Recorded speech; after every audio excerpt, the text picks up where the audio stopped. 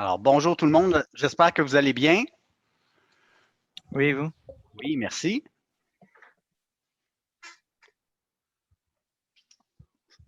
S'assurer que tout le monde est connecté, ça s'en vient.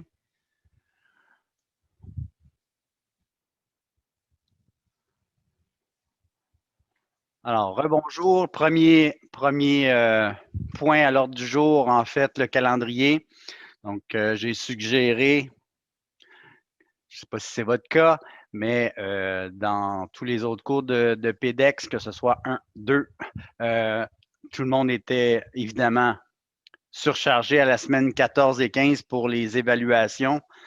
Donc, épreuves certificatives de cours, passage obligé. Donc, on doit faire une évaluation, donc une épreuve certificative.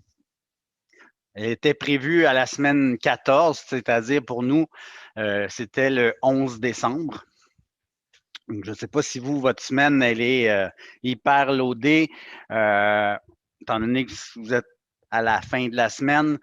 Moi, ce que j'ai suggéré dans tous mes autres cours, c'est de précéder d'une semaine cette épreuve certificative-là. Donc, vous avez un formulaire Forms à remplir, donc un questionnaire vraiment théorique. Puis, je vous donne une petite maquette, puis vous devez apporter des changements selon certains critères. Donc, ça, c'est l'épreuve. Vous avez un cours pour le faire. Donc, ce que j'ai suggéré aux autres groupes, c'est de devancer d'une semaine, soit le faire dans la semaine du 4 décembre, dans votre cas, ce qui nous ouvre la porte à la semaine du 11 décembre, période de questions pour finaliser le jeu de plan, faire une vérification par les pairs, puis je laisse jusqu'au 18 pour terminer la chose et remettre la version finale. Évidemment, si vous avez terminé avant, la remise va être ouverte. Vous allez pouvoir le déposer en tout temps. Donc, voilà ce que j'ai suggéré aux autres groupes, ce qui a été. Donc, c'est à vous de choisir. Donc, il faut que tout le monde soit d'accord avec ça. Donc, on passe au vote. On fait un petit tour de table si ça vous convient. Moi, personnellement, le 4 ou le 11, j'étais plus préoccupé perso là, pour la remise. Là. OK? Fait que l'avoir le 18, ça me rend content. Merci. OK, parfait. Donc, le 4 ou le 11, soit aucune différence. Ouais. Parfait. Pour les autres? Personnellement, je préférais le 11. Je sais OK, pas si parfait. c'est mieux ou pas. Ouais, le 4, on est en épreuve certificative le matin. Fait que je sais pas OK. si. Bon, ben parfait. Tu vois, dans les autres groupes, le mercredi, eux n'avaient pas avaient d'autres trucs à faire mais la veille ou le lendemain, ils préféraient le faire la semaine d'avant. Donc, moi, c'est pour ça que je vous le propose. Si ça vous convient le 11, tout le monde, on reste comme ça sans problème. Cool. Est-ce que ça convient à tout le monde? Oui. Parfait. C'est le 11, là? Ouais. Absolument. Donc, ça va être le 11 pour nous, pour le groupe Parfait. 2 le vendredi à 11h40. Donc, ça va pour le calendrier? Ouais. Donc, aujourd'hui, ce qui est à l'ordre du jour, c'est en fait le plan défini avec les élévations. Ce qui nous resterait à faire, c'est des coupes ou des tailles architecturaux, puis un mobilier sur mesure. Donc, ça, c'est ce qui nous reste à faire pour combler le jeu de plan comme tel, qui sera à remettre évidemment le 18. Il y en a plusieurs qui m'ont posé la question pour les personnes qui sont en incomplet temporaire. J'ai reçu en fait une nouvelle de l'administration qui nous demandait de remettre ou d'apporter les correctifs aux notes pour le 18 décembre. À ma grande surprise, parce que selon les critères de la PIEA, vous avez 2 trimestres, puis normalement, la session se termine, la dernière journée d'évaluation, c'est le 22. Donc, normalement, ça aurait dû être le 22. Donc, j'ai posé la question, puisqu'ils m'ont envoyé un courriel stipulant qu'on devait faire ou apporter les modifications de notes d'ici le 18 décembre. Donc, j'ai posé la question au coordonnateur de programme, j'ai posé la question à l'administration. J'attends les nouvelles, mais selon toute vraisemblance, pour l'instant, la nouvelle que j'en ai, c'est le 18 décembre. Donc, il faut s'aligner là-dessus. S'il y a une prolongation ou si on peut aller jusqu'au 22, je n'ai pas de problème avec ça. Donc, pour l'instant, c'est le 18 que j'ai comme date pour les modifications de notes pour les IT.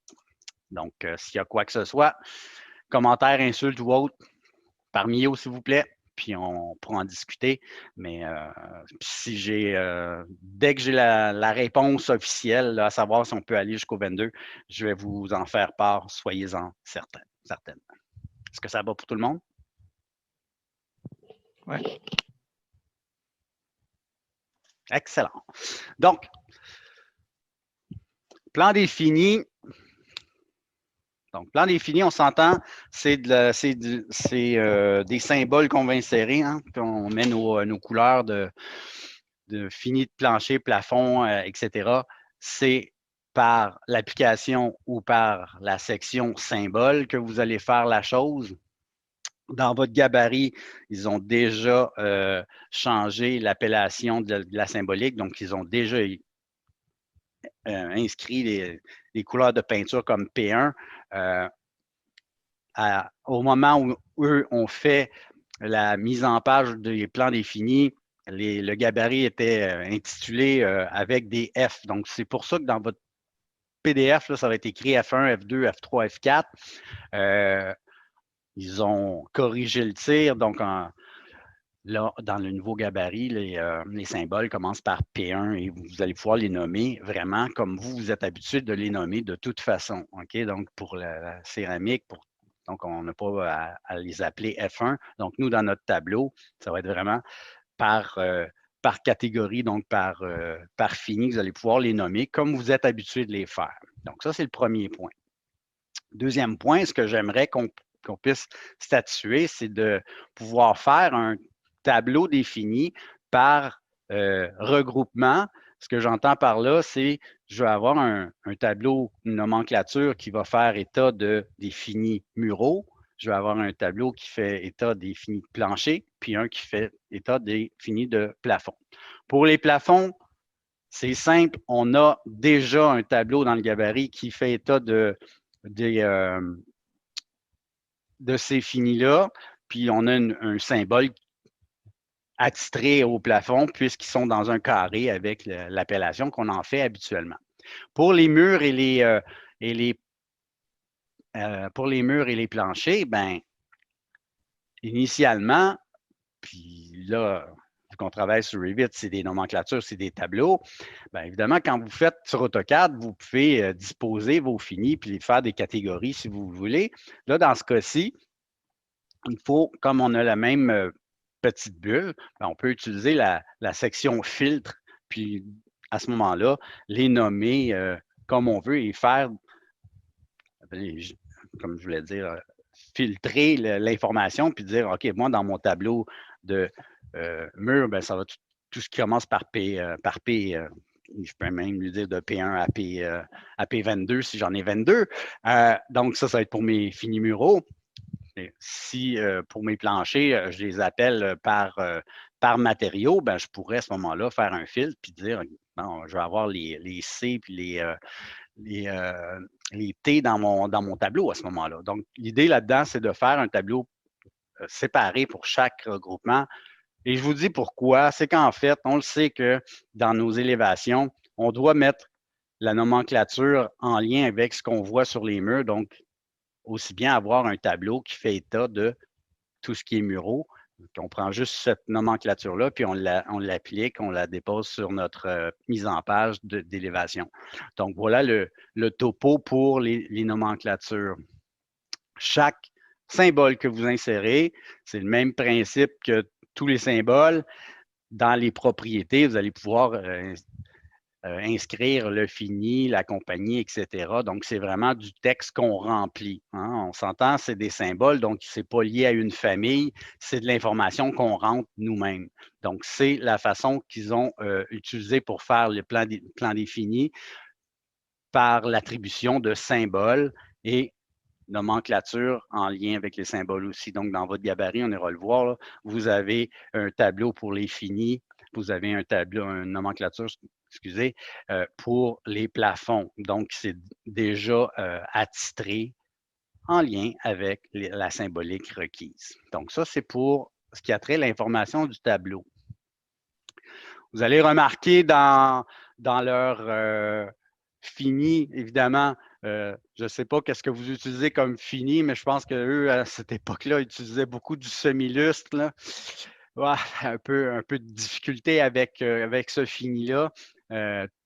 Tous les défauts apparaissent, le moindre petit défaut apparaît.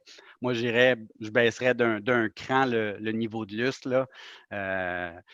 Dépendamment des compagnies, on sait, hein, dans Benjamin Moore, dans Sico, dans Sherwin-Williams, peu importe, ils ont leur catégorie de fini.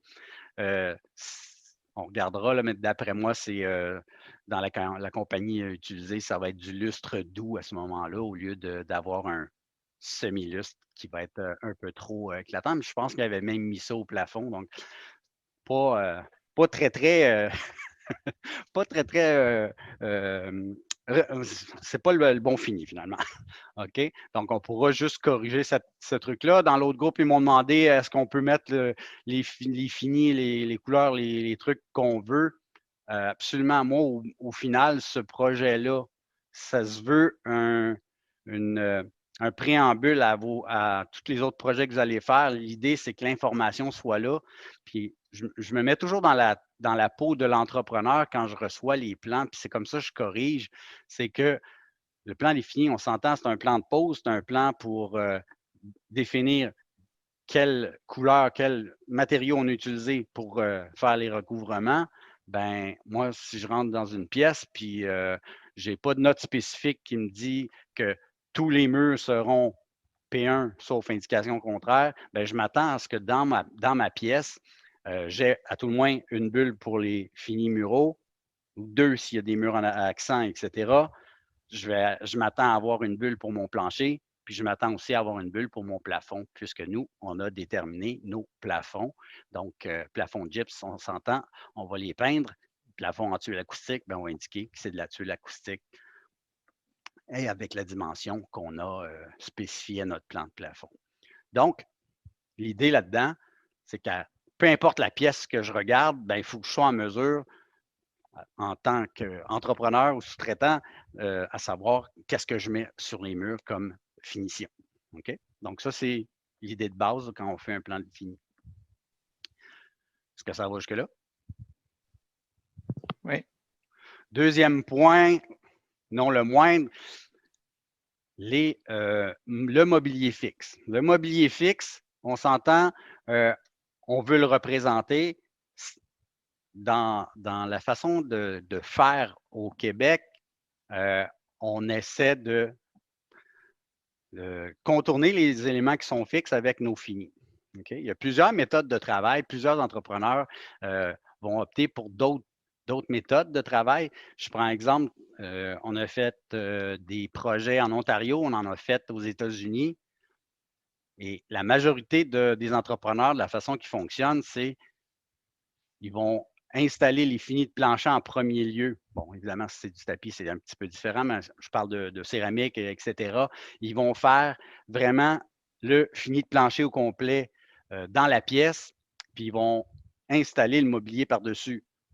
Pourquoi ils font ça? Ben, c'est en fait, il y a beaucoup moins de coupes, beaucoup moins de pertes.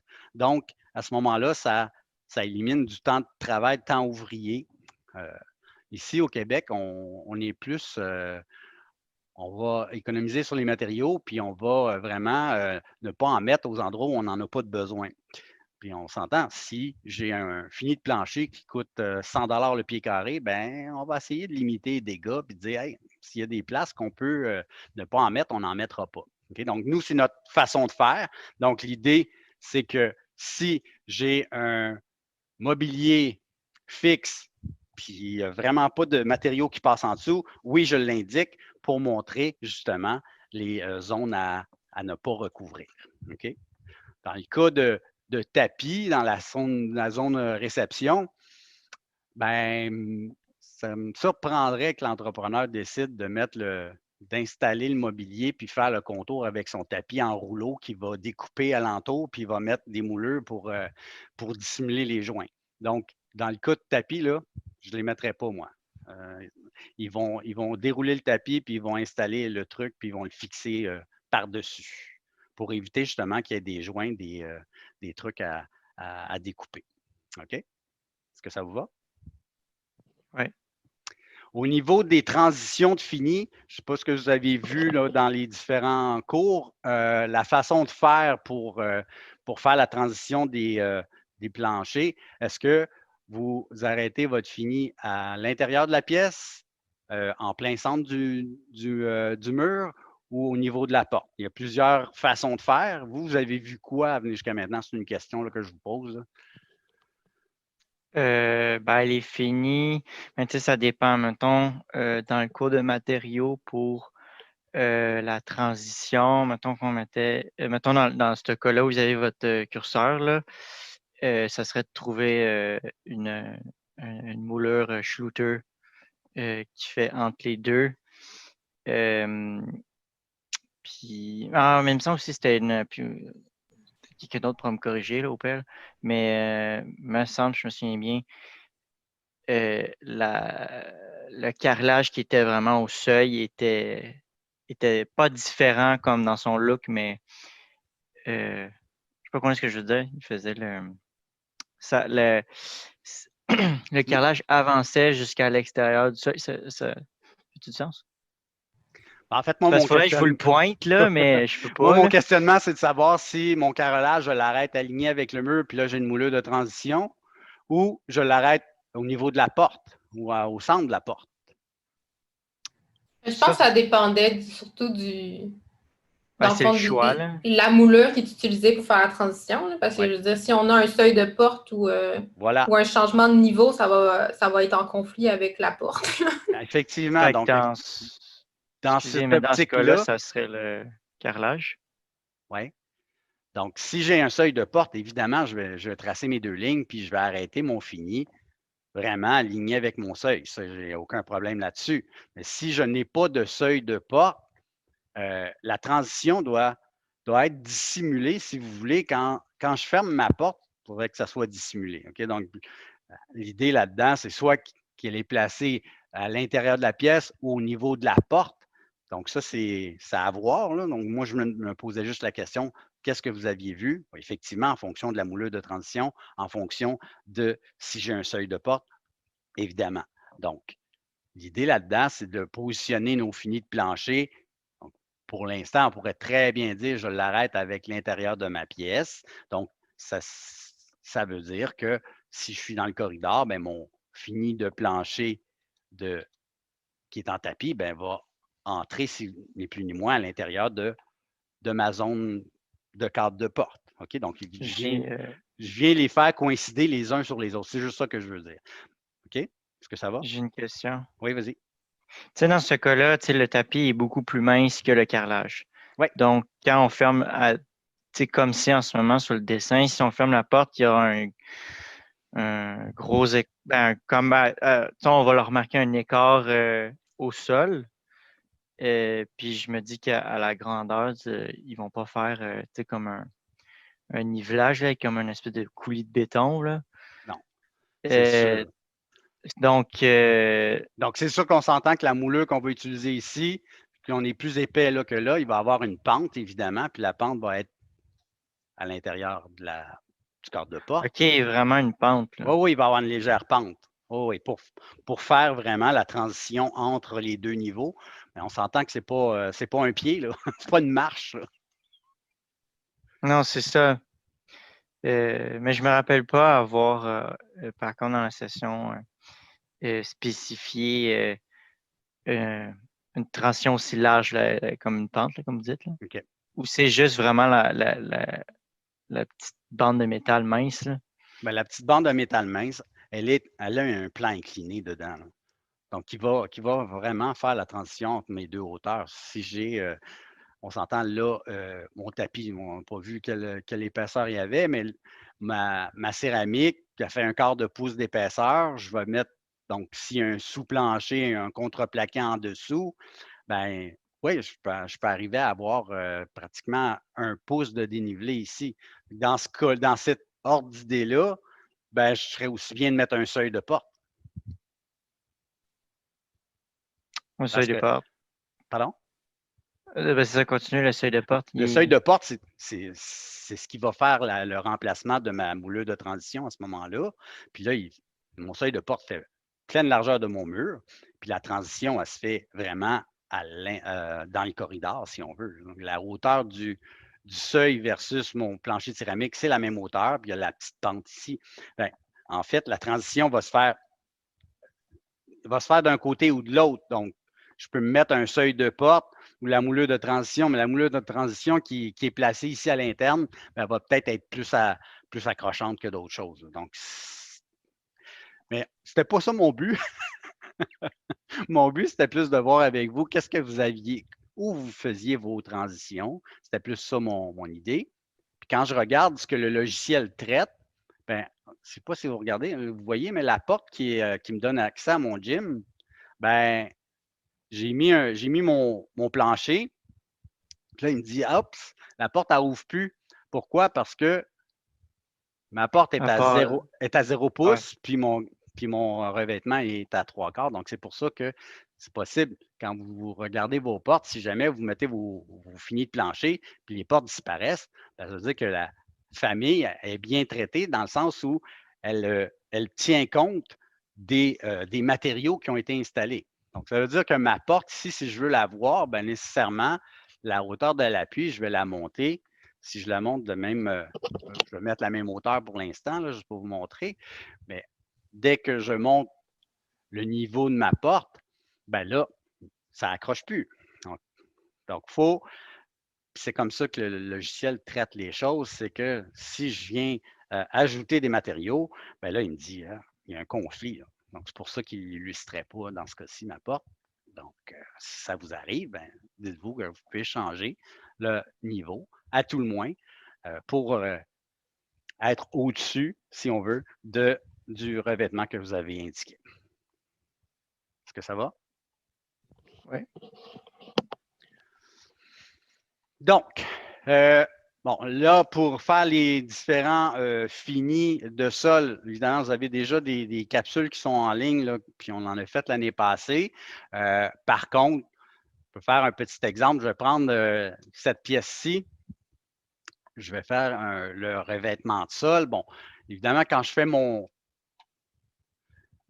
revêtement de sol, je vais aller définir mon périmètre. Je vais aller choisir mon revêtement. OK? Donc, pour l'instant, si jamais vous n'avez pas le revêtement que vous voulez, vous pouvez en choisir un. On le change par la suite. Ça, ce n'est pas un problème. OK? Donc, je viens faire mon périmètre. Je vais faire l'exemple où mon périmètre est déjà fait. Là. Je vais aller juste le sélectionner. OK? Je vais aller modifier le périmètre. Là, on voit la ligne en magenta. C'est mon contour qu'on a fait. On s'aperçoit quand on accepte, si on veut, le revêtement de plancher, bien, si vous avez une base de douche, n'allez pas mettre la céramique en dessous. Là, on va aller la couper pour définir le contour de notre douche. Donc, je vais corriger le tir ici. Je vais aller me tracer une petite ligne pour définir le contour de ma douche. Évidemment, la ligne du bas ne doit pas chevaucher, donc je vais juste l'étirer.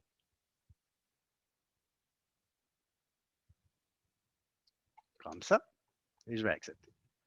Donc, ça va corriger le tir automatiquement, puisqu'initialement, on l'a vu, le revêtement de plancher passait par-dessus la douche qui était installée là. Donc, de cette façon-là, ça corrige le tir. Ma céramique ne passera pas alentour, passera pas par-dessus.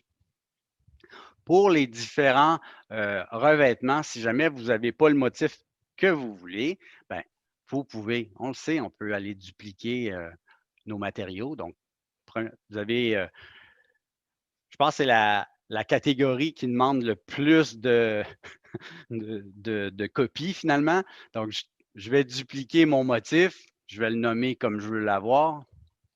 Une fois que je l'ai dupliqué, je vais aller changer la finition, mon matériau. Encore une fois, ils vont vous donner une liste des matériaux disponibles. Si jamais le format, vous ne l'avez pas, encore une fois, vous prenez celui qui est le plus près possible de ce que vous voulez avoir au final, puis vous allez lui aussi le dupliquer, le renommer. OK? Donc, deuxième copie que je viens de faire. Puis la dernière, ben, ce n'est plus et non la moindre, c'est le motif que je veux avoir dedans. Encore une fois, si vous ne l'avez pas, vous le dupliquez, vous le renommez, puis vous indiquez les dimensions que vous voulez avoir dans votre carrelage. OK? Donc, ni plus ni moins, là, j'ai fait comme dupliquer 3 fois. Je pense que c'est la catégorie qui en demande le plus. Mais une fois qu'on est habitué, ça va quand même assez bien. OK? Donc, une fois que mon motif est fait, il va être dans ma liste et je vais pouvoir l'appliquer sans problème. Donc, je peux changer en tout temps mon format en utilisant ceux qui sont installés. Centrer les tuiles, déplacer les motifs, même principe pour tous les éléments graphiques. Vous sélectionnez une des lignes et vous pouvez utiliser l'option aligner pour aligner votre motif. Donc, il va placer ma première ligne ici. Donc, je peux placer mon motif puis l'aligner pour placer ma première tuile à l'endroit où je veux l'avoir. OK? Si vous voulez que ça soit centré dans la pièce, ben, c'est toujours le même principe. Bon, je vais utiliser plutôt une cote alignée. Ben là, je peux utiliser la cote, sélectionner une de mes lignes. Je vais la positionner ici, ma ligne de cote, puis je vais lui dire de le mettre égal. Donc, il va le mettre centré. Donc, je peux faire la même chose latéralement. C'est le même principe pour mes plafonds, mes tuiles, peu importe. Donc, je peux centrer en tout temps mes tuiles de plancher, mes tuiles de plafond avec ces méthodes-là. Ça fonctionne toujours. OK? Donc, c'est à nous de voir comment on veut positionner nos matériaux. Puis, évidemment, avec les différents symboles, ben oui, on peut rajouter des notes spécifiques pour définir la tuile de départ. On peut, à ce moment-là, venir peaufiner notre plan défini. Est-ce que ça va pour les motifs? Moi, j'aurais une question. Oui, dis-moi. Mais ça, en fait, c'est pour poursuivre avec la question de la fini de transition dans le cadre de porte. Ah, oui, OK, oui. Parce que c'est plus esthétique quand le carreau de départ il est aligné avec le mur. Mais c'est quoi la coupe la plus petite qu'on peut faire pour un carreau? Mettons qu'on veut que le fini soit au centre du cadre de porte. Le plus petit qu'on peut faire, ben en fait, c'est sûr qu'esthétiquement, on essaie de. Puis c'est la même méthode, je ne sais pas si je l'avais mentionné, là, mais pour les plafonds, là, on essaie toujours d'avoir une demi-tuile. Hein? Plus petit que ça, on déplace notre motif. Donc, moi, j'utilise la même méthode pour mes finis de plancher. Évidemment, ça dépend de la dimension de ta tuile. Hein? Si tu as des carreaux de 4 pouces par 4 pouces, encore une fois, la moitié de la tuile, pour moi, c'est pas mal le standard. Je ne dis pas que ça ne se fait pas tailler plus petit, mais esthétiquement, quand tu rentres dans la pièce, tu vois le cadre. Bordure, c'est ça, c'est pas très esthétique. Fait à ce moment-là, j'ai tendance à dire si j'ai un petit bout à faire, ben, j'aime mieux l'avoir dans le fond de la pièce. Oui, puis à ce moment-là, on alignerait le carreau de départ, il serait au centre du seuil. Absolument. OK. Merci. Bienvenue. Est-ce que ça va pour tout le monde? Oui. Une fois qu'on a fait on a placé nos revêtements de sol, vient le temps de positionner nos bulles. Donc, c'est des symboles qu'on va ajouter. Donc, les symboles les symboles de fini, on va aller les chercher dans notre. Ce symbole-là, quand vous le placez, il y a déjà un fil de masquage, c'est-à-dire qu'il va masquer ce qui est en dessous sans problème. Ça veut dire que ne vous cassez pas la tête à tracer des lignes de détail puis essayer de les briser de chaque côté de votre bulle. Vous n'avez pas besoin de faire ça. Vous tracez vos lignes. Donc, je vais enlever symbole ici. C'est une ligne de détail, on s'entend. C'est une ligne fine. Puis, habituellement, vous les placez à quoi? 45 degrés?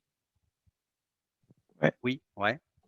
Donc, je peux placer ma ligne à 45 degrés à la distance que je veux l'avoir. Moi, ce que je fais habituellement, c'est que je viens placer mon symbole, puis je vois à l'échelle qu'on travaille présentement, quand je le déplace, bien, on voit l'espace que ça prend. OK? Donc, si je place mon symbole ici, par exemple, bien, je vais tracer ma ligne à 45 degrés pour arriver au centre de mon symbole. Mais c'est pas, il n'y a pas de loi écrite qui dit, ah, il faut que ça soit à 6 pouces du mur. Mais l'idée, c'est que, dépendamment de l'échelle à laquelle on est, nos symboles vont être plus ou moins gros. Bien, je vais m'assurer que ça reste lisible puis que je ne sois pas trop collé sur les murs non plus pour tracer mes éléments. OK? Donc, ma ligne de détail, j'ai tracé ma ligne au coin. Puis, vous avez remarqué, je vais le mettre à 45 par exemple, si ma souris veut bien. Parfait. Je trace ma ligne horizontale. Je vais placer ma ligne à 45 degrés. Là, vous me dites, hey, elle n'arrive pas dans le coin. OK. Mais, Albert l'a mentionné au cours dernier, c'est-à-dire que si je déplace une ligne, ben, ça fait la commande étirée en même temps, c'est-à-dire qu'il va allonger ma ligne horizontale. Donc, je viens placer ma petite ligne ici, puis il va rallonger automatiquement ma ligne horizontale. Est-ce que ça va? Donc, c'est très, très simple à faire. Évidemment, si j'ai des cotes, mes cotes, je ne veux pas que ça passe au travers, donc mes lignes de cotes, je les enlève. À moins que j'en ai besoin, je trouverai une place pour les positionner. Mais c'est mes cotes que je m'étais servi ici, c'était juste pour positionner, centrer mon motif dans ma pièce. Est-ce que ça va? Tout le monde? Oui. Dernier point, les élévations. Donc, les élévations sont vraiment en lien avec le plan défini dans notre cas. On veut avoir des élévations représentatives du projet. Je vais juste vous faire une petite démo de ce que j'ai remarqué dans le PDF. Donc, si je regarde l'élévation 7, est-ce que vous remarquez quelque chose par rapport au plan qu'on avait tantôt, c'est-à-dire, ouais, je vais fermer le plan d'aménagement. Plaçant en vue mosaïque. Vous pouvez répéter la question? Oui, je vais juste placer ma vue pour que vous voyez Ah, bien. ouais. Là. Donc, l'élévation qu'on a ici, c'est l'élévation du mur ici. Puis là, dans l'élévation, est-ce que vous voyez quelque chose qui est contradictoire avec le plan? Ben, il y a des fenêtres, non? Oui! Oui! Et puis c'était la seule place qu'on pouvait le voir, c'est en fait, dans le PDF, il nous montre qu'on a des fenêtres dans le mur mitoyen, si tu veux, du gym, si vous voulez, du gym et de la salle de présentation. Ben, ce qu'il aurait fallu faire, si on voulait vraiment faire un truc comme ça, faites attention dans vos projets. Là, on ne le fera pas, là, mais ce serait de changer la plage de vue. Hein?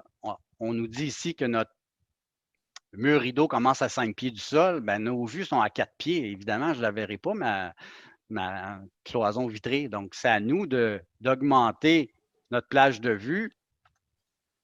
Puis ça, on va toujours placer notre plage de vue en fonction de ce qu'on veut illustrer dans nos plans. Si j'ai une cloison vitrée, là, je veux la montrer dans mon plan nécessairement. Là. Si je ne la montre pas, elle va passer incognito. Puis si je suis rendu à faire mes finis sur mes murs, puis je me positionne dans la peau de l'entrepreneur. Évidemment, il regarde tous les jeux de plans. Mais imaginez qu'on a construit les murs, puis là, on dit OK, on va aller faire les finis. Hey, j'ai de la fenestration, moi, là. Il faut que je perce tous mes murs pour aller faire notre mur rideau. Pas très logique. Donc, si j'applique ma vue, bien là, on voit que notre mur rideau apparaît. Là. Donc, si jamais dans un projet, vous avez des murs rideaux ou des parois vitrées qui sont surélevées, bien, assurez-vous que dans vos plans, jouez avec votre plage de vue pour pouvoir les illustrer. Sinon, c'est une erreur graphique. Là, on ne peut pas deviner qu'il y avait un mur en verre là, dans cette section-là. OK? Donc, à la lueur de cette information-là, on n'ira pas changer le plan. Pourquoi? Parce qu'on a établi que ce mur-là était acoustique avec une certaine valeur, donc une valeur plus élevée que 50 pour ce mur-là. Bien, si je fais ça, ça va me prendre nécessairement un mur rideau avec double paroi vitrée pour le rendre acoustique ou un verre beaucoup plus épais avec des coussins acoustiques, etc. Ce qu'on n'a pas dans nos types de cloisons vitrées pour l'instant. Donc, on va rester avec notre plage de vue comme elle était. Vous n'avez pas à refaire un mur rideau ici. On garde nos valeurs ITS qu'on a mentionnées, mais dans notre élévation, évidemment, il n'y aura pas de mur rideau. D'accord? Est-ce que ça va? Ouais. Donc, ça nous enlève une job. Mais quand vous regardez le PDF, là, soyez pas surpris, vous allez voir, ils ont mis de la fenestration. Okay? Donc, chacune des élévations qu'on va faire, évidemment, on va mettre nos bulles de fini sur nos élévations. Au niveau de la cotation, c'est toujours les hauteurs, à moins que j'ai une installation à faire. Là. Donc, on priorise les hauteurs. C'est ça que vous avez appris, j'espère. Donc, quand vous faites des élévations, à moins d'avis contraire, c'est les hauteurs que je veux stipuler, puisque les cotes horizontales ont toutes été faites en plan. Donc, voilà. Qu'est-ce qu'on a d'autre là-dedans? Donc, nomenclature, quand il viendra faire le temps de faire notre page des élévations, bon, on mettra la nomenclature des finis muraux, tout simplement, les notes qu'on a besoin, tout simplement. Sinon, est-ce qu'il y a autre chose dans notre plan qui pose problème? Oui, non, peut-être?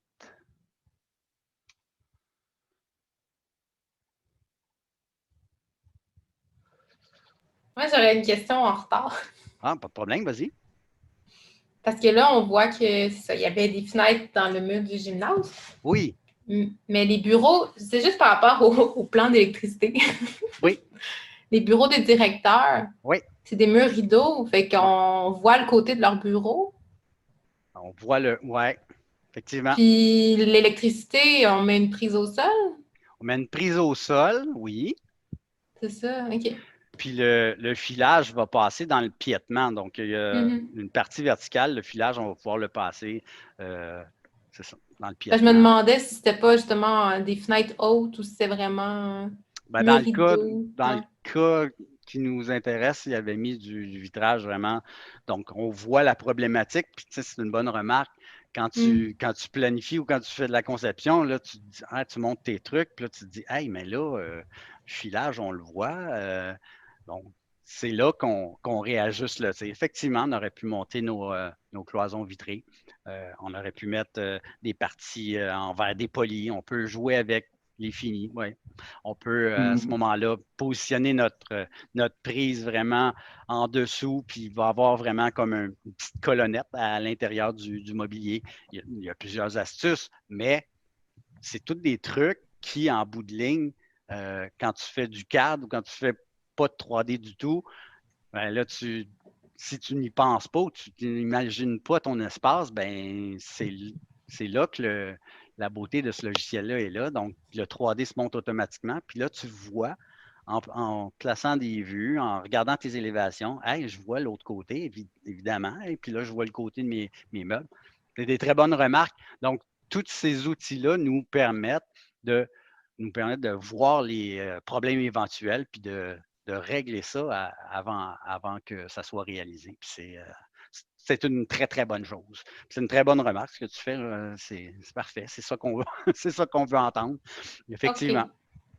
Mais on laisse ça en mur rideau pour les besoins de l'exercice? Oui, pour les besoins de l'exercice, parfait. effectivement. Mais Merci. tu sais que dans tes projets, ouais, ça, je vais y penser la prochaine fois.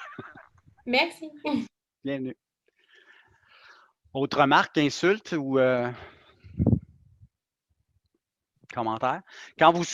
Là, les élévations qui ont été choisies, oui, on va faire les mêmes, mais ce que j'aimerais, on s'entend que la cloison ici, c'est une cloison en gyps, puis on voit juste une estrade devant. Donc, cette élévation-là n'est plus pertinente, à mon avis. Moi, ce que j'aurais tendance à vous suggérer, c'est de faire une élévation vraiment du corridor au complet.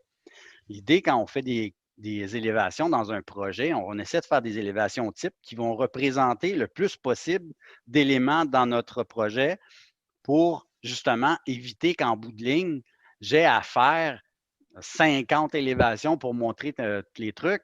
Je ne veux pas faire une élévation dans chacune des pièces, on s'entend? Donc, on essaie de choisir des élévations qui vont être pertinentes, qui vont représenter le plus d'éléments possible pour pas qu'il y ait de questionnement. Là. Donc, l'élévation est là pour répondre au manque de mon plan. Mon plan, il me montre juste les largeurs, les longueurs. Puis, qu'est-ce qui se passe en hauteur? Mais c'est l'élévation qui nous permet de voir ça. Donc, quand on choisit des élévations, on essaie de prendre des élévations les plus complètes, les plus qui vont constituer les éléments les plus complexes de notre projet, puis faire des élévations représentatives de à peu près tout ce qu'on peut retrouver comme élément dans notre projet. Est-ce que ça vous va? Oui. OK. Donc, pour les finis, même type que pour les plafonds, quand on a à intégrer des zones, comme ici, là, il avait fait des insertions de couleur de tapis. Donc, on doit définitivement, quand on fait nos contours, s'assurer qu'on fait des trous, ni plus ni moins, puis on vient refaire un sol de la même dimension dedans, ce qui va nous permettre d'avoir deux types de fini. Donc, le même principe que pour nos plafonds, dans le fond. On fait le contour, puis là, si on a à faire des perforations, bien, on refait la forme qu'on veut à l'intérieur, puis on peut définir le nouveau fini à l'aide d'un nouveau sol, dans ce cas-ci. J'ai une question pour le projet. Oui. Pour le plafond, j'avais fait de quoi de vraiment cool. Puis dans le fond, j'aimerais ça faire différent que des cercles, c'est-tu correct? Absolument. Absolument. J'ai vu, plusieurs avaient fait dans le coup aussi des retombées plus rectangulaires en fonction du mobilier. Là. Oui, Ouais, on peut faire la même chose au niveau du plancher, effectivement. Donc, l'idée, c'est d'avoir justement des insertions. Puis oui, aucun problème. Donc, c'est pour ça que je disais que le plan de fini, plan de plafond, là, laissez libre cours à votre imagination si vous avez le goût, effectivement. Si vous n'avez pas le goût, bien, vous le faites tel quel, puis c'est correct aussi. OK? Ah oui, pour le. Il me semble que je ne l'avais pas mentionné. Pour le tapis. Oui. Là, en ce moment, si vous zoomez sur la réception. Est-ce que vous pouvez juste aller plus. Merci. Les meubles sont en pointillé, mais le tapis passe en dessous. Est-ce que. Je ne sais pas si vous voyez venir ma question. OK, on les enlève carrément. Okay, c'est ce que j'avais mentionné tantôt, puisque le mobilier, on ne fera pas la découpe du tapis. Imaginez, là, j'arrive avec un rouleau en tapis, les rouleaux de tapis, je déroule ça, puis là, je découpe. C'est sûr qu'il va y avoir des correctifs à apporter par des moulures. On va éviter ça. Là. On ne veut pas ça. Parfait. Ça marche? Ben, c'est ça, vous aviez dit qu'on ne le découpait pas, mais vous n'aviez pas dit qu'il fallait masquer. Dans ma tête, ça allait de soi, mais c'est la même chose. Non, parce que je me suis dit, peut-être qu'on le met en pointillé, mais on voit le motif à travers. Non, eux avaient décidé de le mettre en pointillé. Moi, je reste avec le même discours depuis le début. Dans mon plan de construction, mon mobilier, je l'illustre en très plein puisque c'est tout du nouveau mobilier fixe. Dans le cas où j'ai un mobilier existant puis un mobilier nouveau à définir, oui, je vais en mettre un pointillé, etc. Moi, dans mon cas ici, c'est tout du nouveau. Ça, j'ai pris le dessin tel quel. Là. Moi, je les mettrai en très plein. Puis faites attention, si je regarde ce mobilier-là, ben, c'est des petites pattes en métal, puis c'est vide en dessous. Donc, normalement, mon revêtement, il passe en dessous. Là. Il devrait passer. Là. Donc, moi, j'aurais... OK, c'est ça. Faut aller voir dans le PDF toutes Exactement. Donc, toujours en fonction des données du projet. Un comptoir, évidemment, c'est il est installé, les modules vont jusqu'au sol avec le coup de pied puis la plainte qu'il y a en avant, ben oui, je peux arrêter puis je vais le mettre en trait plein. Je n'ai pas besoin de le mettre en trait pointillé dans ce cas-ci. Hein, à cette étape-là, s'il est fixe, il existe, il est là. Pourquoi il sera en pointillé? Il est dans ma plage de vue. Je ne vois pas. Moi, c'est ma déformation professionnelle qui me dit ça, dans le sens où en architecture, on traite les éléments dans la phase de construction dans laquelle on est. Ben, si j'ai installé mon comptoir, il est là. Il n'est pas plus haut, il est dans ma plage de vue, donc il est visible. Donc, je devrais le voir, pas en pointillé. La distinction du pointillé, c'est quand je veux faire état de... Mais ça fait du sens. Oui, c'est ça.